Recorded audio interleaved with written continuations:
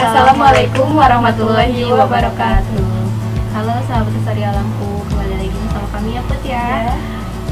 Kita di sini tim Adiwiyata Semandua Padalarang sedang berkunjung di kediaman Bapak Dede Suparjo selaku penggiat Adiwiyata di SMA Negeri 2 Padalarang dan Kabupaten Bandung Barat. Nah, pada kesempatan kali ini kita mau ngebahas apa nih Put? Maranta indoor. Kebetulan sudah ada narasumber tersendiri yaitu Pak Dede. Pak, kita mau tanya nih ya, ekor ayam. Selain Maranta ini ada apa lagi yang Bapak miliki? Ya, jadi pada kesempatan kali ini kita akan membahas tentang kelompok atau dalam familia Maranta gitu, Marantaceae gitu ya, kalau familia itu. Nah, familia Marantaceae itu banyak, dari mulai yang besar orang kita menyebut itu misalnya Calathea gitu ya. Nah, kelompok genus Calathea gitu ya. Nah, Calathea itu ada juga yang menyebut kita itu orang secara bahasa lokal itu ya kelompok cacauan gitu ya, atau pisang-pisangan gitu kan. Ya. Nah, Calathea yang dia itu punya karakter itu ada yang dia cocok di tempat yang terik gitu kan, seperti Maranta Bali ya. Ya, seperti Maranta ya yang kemerahan itu ya, Maranta Bali misalnya bisa di zoom itu di kita akan melihat Maranta Bali ya, salah satu contohnya gitu. Nah, ini yang kemerahan ini ya, adalah salah satu Maranta Bali ya Pak? Ya, itu. Jadi dia itu inginnya, kesenangannya itu yang sinar terik ya. Makin terik matahari dia itu makin merah. Jadi cocok di tempat yang terik ya Pak? Ya, cocok di tempat yang terik. Seperti itu sahabat Lestari Alamku, ini adalah salah satu Maranta merah yang cocok untuk di outdoor ya Pak? Ya, untuk outdoor gitu ya, itu jadi Maranta Bali disebutnya. Kalau untuk Maranta indoor yang kemudian banyak yang bertanya itu yang kelompok Maranta atau genus Maranta apa yang cocok dan toleran atau tahan di tempat yang ini rendangan gitu, atau di indoor atau di rumah misalnya gitu. Nah, kami memberikan contoh yaitu Maranta yang indoor, yang contohnya misalnya ini atau yang ini saja ya. Yang ini sangat toleran terhadap sinar. Dia juga bisa di terik, asal jangan terlalu terik ya, bisa paparan sinar matahari langsung ini. Tapi juga dia bisa toleran di tempat yang teduh gitu ini. Gitu. Jadi sehingga cocok Maranta sagu ini disebutnya karena mirip daun sagu gitu kan. Iya. Nah, jadi ini bisa toleran itu untuk di tempat di secara indoor atau di naungan, di teras atau di rumah atau di kamar mandi juga ini bisa gitu ya untuk disimpan. Nah, dan untuk lebih bagus biasa lebih cantik berikan aja batu-batuan gitu ya. Nah, diberikan batuan supaya lebih bagus. Nah, ini salah satu contoh. Kemudian contoh yang lain ini bisa yaitu ini Maranta yang ekor ayam. Ya, disebut Maranta ekor ayam gitu karena ini daunnya ada di ujung ya, mirip buntut ayam. Ya, mirip buntut ayam atau ekor ayam gitu kan. Nah, dan ini harganya ya cukup murah kalau ini gitu ya.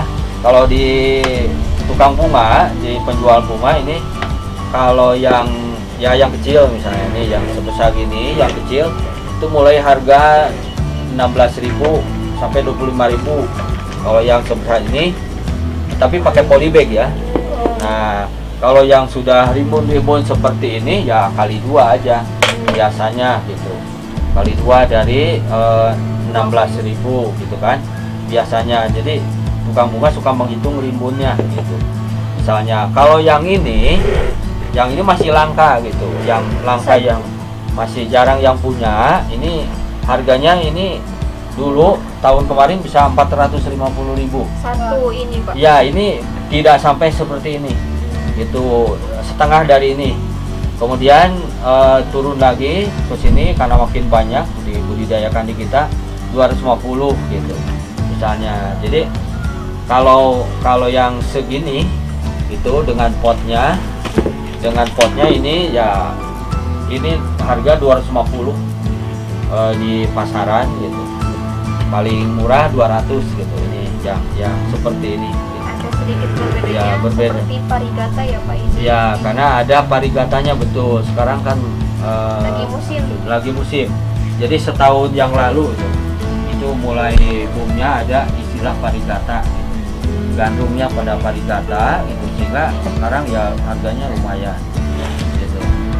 Tapi yang saya beli itu ini dengan tahun kemarin sekarang sudah jauh lebih murah bila dibandingkan, karena sudah lebih banyak. Nah, ini bisa diberikan penghias ya, batu hias ya, sekaligus menjawab dari ada pertanyaan dari Bu Alia ya di Sukabumi yang bertanya tentang setelah diberi batu hias ini itu menjadi lebih padat. Betul, ini lama kelamaan ini media akan lebih padat. Terus katanya Pak, tunasnya itu jadi terhalang.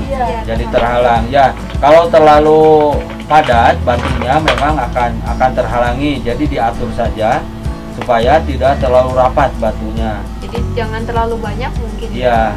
Dan kalau sudah kelihatan turun medianya, segera dicongkel lah, bisa dengan seno, bisa dengan alat, misalnya alatnya yang garpunya yang dari toko pertanian misalnya ya, atau juga bisa dengan jari tangan juga dibuat supaya jadi remah lagi gitu. Jadi tidak padat ke bawah ya, Pak. dan sekaligus pemeliharaan supaya terus subur ditaburkan pupuk kandang yang sudah difermentasi ya. Nah, mungkin ini kita contoh, ini diberi aja di taburan langsung juga yang ini,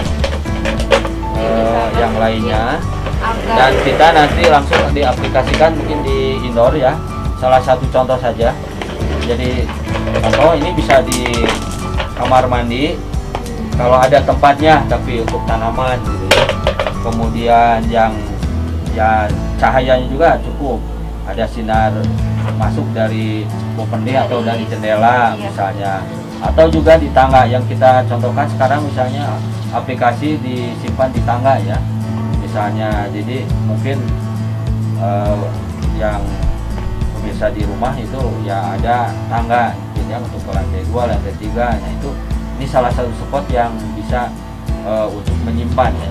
Penyimpanan yang cantik. Ya, ikat dulu ya.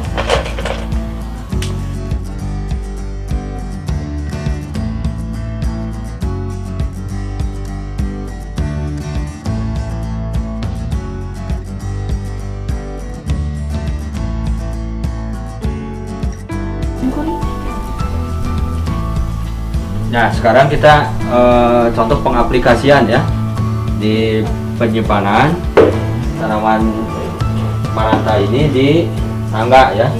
Nah, bisa tata ke sebelah atasnya, coba kreatif sendiri ya, bisa menata sendiri ya, bisa ke zoom ke atas ya. Sahabat, ternyata ketika kita menyimpan maranta di indoor ya, cantik sekali, apalagi di kosong ya. Bisa menambah ketenangan ya, bisa menambah ketenangan jiwa gitu. Berbeda dengan sebelum ada tanaman dan sesudah ada tanaman. Ya, bisa di zoom ke atas.